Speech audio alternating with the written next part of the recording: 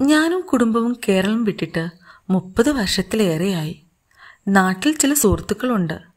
ഞങ്ങൾക്കൊരു വാട്സപ്പ് ഗ്രൂപ്പും ഉണ്ട്. അതുള്ളതുകൊണ്ട് ആരും അകലെയല്ല എന്ന തോന്നലിൽ ഞാനും കുടുംബവും ചെന്നൈയിൽ കഴിയുന്നു. ഇടയ്ക്കൊക്കെ നാട്ടിൽ വരാറുണ്ട്. 1-2 ദിവസം നിന്ന് തിരിച്ചു പോകും. അതാണ് പതിവ്. പക്ഷേ ഇപ്പോൾ നാട്ടിൽ വരുന്നത് ഒരു 10 ദിവസം നിൽക്കാൻ വേണ്ടിയാണ്. എൻ്റെ ഏറ്റവും അടുത്ത സുഹൃത്തിൻ്റെ മകളുടെ കല്യാണമാണ്. ഈ യാത്ര ഒറ്റയ്ക്കുള്ളതല്ല. എൻ്റെ കുടുംബവും ഉണ്ട് കൂടെ. എൻ്റെ മക്കൾ കേരളം കണ്ടിട്ടില്ല. അങ്ങനെ ഞങ്ങൾ നാട്ടിലെത്തി. റെയിൽവേ സ്റ്റേഷനിൽ കാറുമായി എൻ്റെ സുഹൃത്ത് കാത്തു നിൽക്കുന്നുണ്ടായിരുന്നു.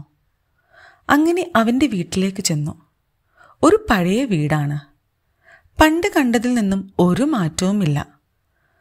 കുളിയെല്ലാം കഴിഞ്ഞ് ഞാനും എൻ്റെ സുഹൃത്തും പുറത്തേക്ക് നടന്നു. പുകവലിക്കുന്ന ശീലം പണ്ട് മുതലേ ഞങ്ങൾക്ക് രണ്ടാൾക്കുമുണ്ട്. അതുകൊണ്ട് തന്നെ ആ തെരുവീതിയിലേക്ക് നടന്നു. ഇവിടം ആകെ മാറിയിരിക്കുന്നു. പഴയ മുഖങ്ങളെ ഒന്നും കണ്ടില്ല. റോഡിൻ്റെ ഒരു വശത്ത് ഒഴിഞ്ഞ സ്ഥലത്തിൻ്റെ മുമ്പിൽ ഒരു പെട്ടിക്കട. ഞാനും എൻ്റെ കൂട്ടുകാരനും അവിടെ ചെന്ന് സിഗരറ്റ് ചോദിച്ചു. അയാൾ എടുത്തു തന്നു.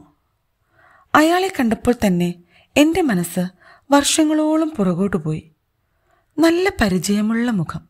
ഞാൻ ചിരിച്ചുകൊണ്ട് തന്നെ ചോദിച്ചു, നിങ്ങളെ എനിക്ക് നല്ല പരിചയമുണ്ട്. ഓർമ്മ വരുന്നില്ല. നിങ്ങളുടെ പേര്? അയാൾ പറഞ്ഞു, മാധവൻ. ആ പേര് പറഞ്ഞപ്പോൾ മനസ്സിൻ്റെ ഓർമ്മച്ചിപ്പിൽ നിന്ന് ഞാൻ അയാളെ തിരഞ്ഞെടുത്തു. ആളെ എനിക്ക് മനസ്സിലായി. ഞാൻ അയാൾക്ക് എന്നെയും പരിചയപ്പെടുത്തി. പരിചയം പുതുക്കി അങ്ങനെ സന്തോഷത്തോടു കൂടി ഞങ്ങൾ പിരിഞ്ഞു. എത്രയും പെട്ടെന്ന് തന്നെ അവിടെ നിന്ന് ഞങ്ങൾ തിരിഞ്ഞു നടന്നു. ഞാൻ എൻ്റെ സുഹൃത്തിനോട് ചോദിച്ചു, ഞാൻ കാണുന്ന കാലത്ത് അയാൾ വലിയ ധനികനായിരുന്നല്ലോ. എന്തുകൊണ്ടാണ് ഇയാൾ ഈ അവസ്ഥയിലെത്തിയത്? കൂട്ടുകാരൻ പറഞ്ഞു, നീ കണ്ട കാലത്ത് അയാൾ ധനികനായിരുന്നു. ഗൾഫിൽ നിന്നും ഒരുപാട് ധനം സമ്പാദിച്ചാണ് അയാൾ നാട്ടിലേക്ക് തിരിച്ചെത്തിയത്. പിന്നെ ഇവിടെ പലിശക്ക് കൊടുക്കുന്നതായിരുന്നു അയാളുടെ ജോലി. ഇവിടെ നിന്നും അയാൾ ഒരുപാട് സമ്പാദിച്ചു.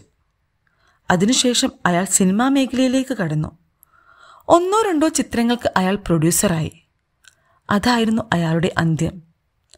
ഉണ്ടായിരുന്ന സമ്പാദ്യവും വീടും വരെ നഷ്ടപ്പെട്ടു. എല്ലാം പോയി. എന്നിട്ടും അയാൾ നാടുവിട്ടില്ല. അയാളുടെ വിധി ഇതായിരിക്കുമെന്ന് കരുതി. നിത്യവൃത്തിക്ക് വേണ്ടി ഒരു പെട്ടിക്കടയിട്ട് ജീവിതം തള്ളി നിൽക്കുന്നു. ഇതൊരു ഓർമ്മപ്പെടുത്തലാണ്. നിസ്സാര കാര്യത്തിന് ആത്മഹത്യ ചെയ്യുന്ന ചിലർക്ക്.